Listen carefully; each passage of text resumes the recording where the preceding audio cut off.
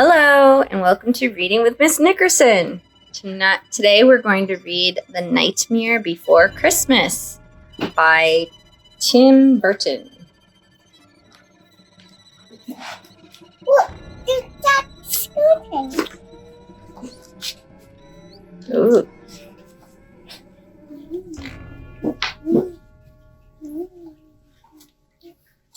It was late one fall in Halloween land, and the air had quite a chill. Against the moon a skeleton sat, alone upon a hill. He was tall and thin with a bat bow tie. Jack Skellington was his name. He was tired and bored in Halloween land. Everything was always the same. It's my pet. I'm sick of the scaring, the terror, the fright. I'm tired of being something that goes bump in the night. I'm bored with leering my horrible glances, and my feet hurt from dancing those skeleton dances. I don't like graveyards, and I need something new. There must be more to life than just yelling, boo. What's that? Then out from the grave, with a curl and a twist, came a whimpering, whining, spectral mist. It was a little ghost dog with a faint little bark, and a jack-o'-lantern nose that glowed in the dark.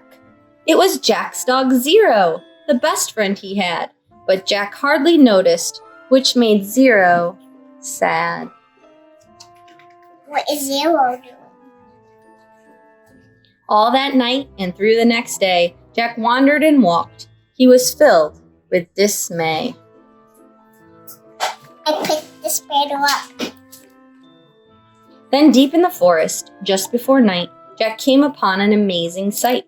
Not 20 feet from the spot where he stood were 3 massive doorways carved in wood. He stood before them, completely in awe, his gaze transfixed by one special door. Entranced and excited, with a slight sense of worry, Jack opened the door to a white, windy flurry. Where did he go?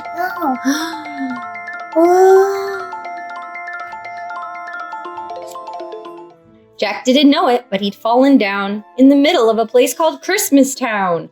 Immersed in the light, Jack was no longer haunted. He had finally found the feeling he wanted. And so that his friends wouldn't think him a liar, he took the present-filled stockings that hung by the fire. He took candy and toys that were stacked on the shelves, and a picture of Santa with all of his elves. He took lights and ornaments and the star from the tree, and from the Christmas tree's town sign, he took the big letter C. He picked up everything that sparkled or glowed. He even picked up a handful of snow. He grabbed it all, and without being seen, he took it all back to Halloween. Back in Halloween, a group of Jack's peers stared in amazement at his Christmas souvenirs. For this wondrous vision, none were prepared. Most were excited, though a few were quite scared. Bravo! For the next few days, while it lightninged and thundered, Jack sat alone and obsessively wondered, why is it they get to spread laughter and cheer, while we stalk the graveyards, spreading panic and fear? Well, I could be Santa, and I could spread cheer. Why does he get to do it year after year? Outraged by injustice, Jack thought and he thought. Then he got an idea. Yes, why not? In Christmas Town, Santa was making some toys, when through the din he heard a soft noise. He answered the door, and to his surprise, he saw weird little creatures in strange disguise. They were altogether ugly and rather petite. As they opened their sacks, they yelled, "Trick or treat!"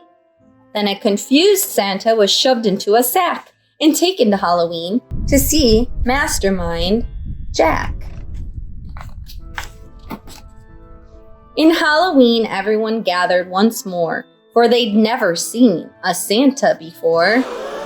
And as they cautiously gazed at the strange old man, Jack related to Santa his masterful plan. "My dearest Mr. Claus, I think it's a crime that you've got to be Santa all of the time. But now I will give presents and I will spread cheer. We're changing places. I'm Santa this year. It is I who will say Merry Christmas to you.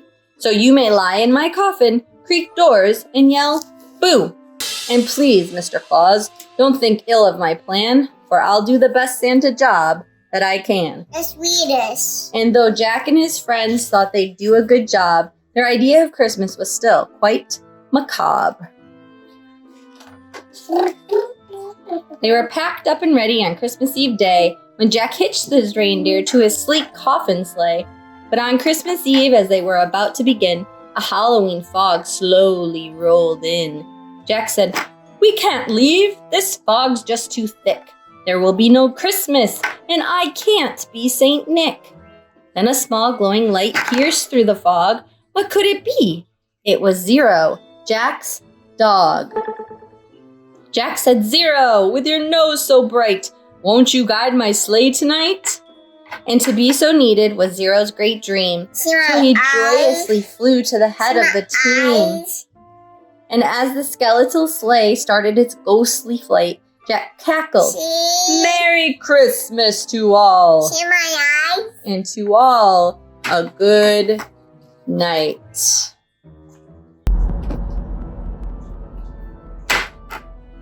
What's that?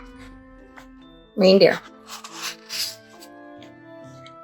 'Twas the nightmare before Christmas, and all through the house not a creature was peaceful, not even a mouse. The stockings all hung by the chimney with care, when opened that morning would cause quite a scare.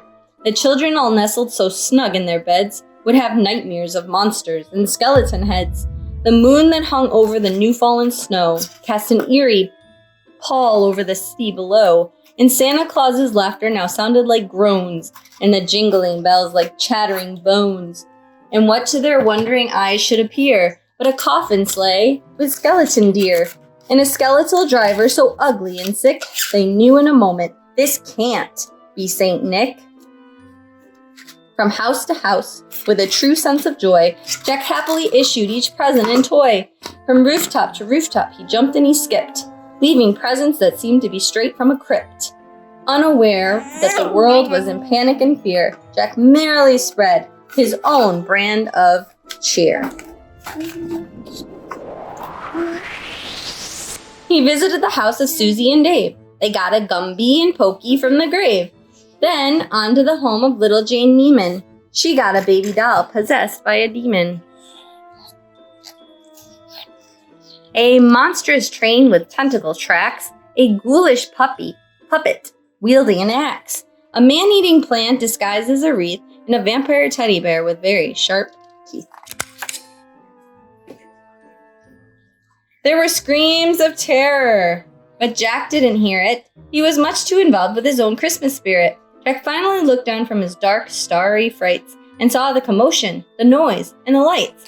Why, they're celebrating! It looks like such fun. They're thanking me for the good job that I've done. But what he thought were fireworks meant as goodwill were bullets and missiles intended to kill. Then amidst the barrage of artillery fire, Jack urged Zero to go higher and higher. And away they all flew like the storm of a thistle until they were hit by a well-guided missile. And as they fell in the cemetery, way out of sight, was heard I'm Merry scared. Christmas to all, Mama, and help. to all a good night. Jack pulled himself up on a large stone cross, and from there he reviewed his incredible loss. I thought I could be Santa. I had such belief. Jack was confused and filled with great grief. Not knowing where to turn, he looked toward the sky, and he slumped on the grave and he started to cry. And as Zero and Jack lay crumpled on the ground, they suddenly heard a familiar sound. What's that? Try? Toys? My dear Jack, said Santa, I applaud your intent. I know wreaking such havoc was not what you meant, and so you are sad and feeling quite blue. But taking over Christmas was the wrong thing to do. I hope you realize Halloween's the right place for you. There's a lot more, Jack, that I'd like to say, But now I must hurry, for it's almost Christmas Day. Then he jumped in his sleigh, and with a wink of an eye, he said, "Merry Christmas," and he bid them goodbye. Back home, Jack was sad, but then, like a dream, Santa brought Christmas to the land of Halloween. The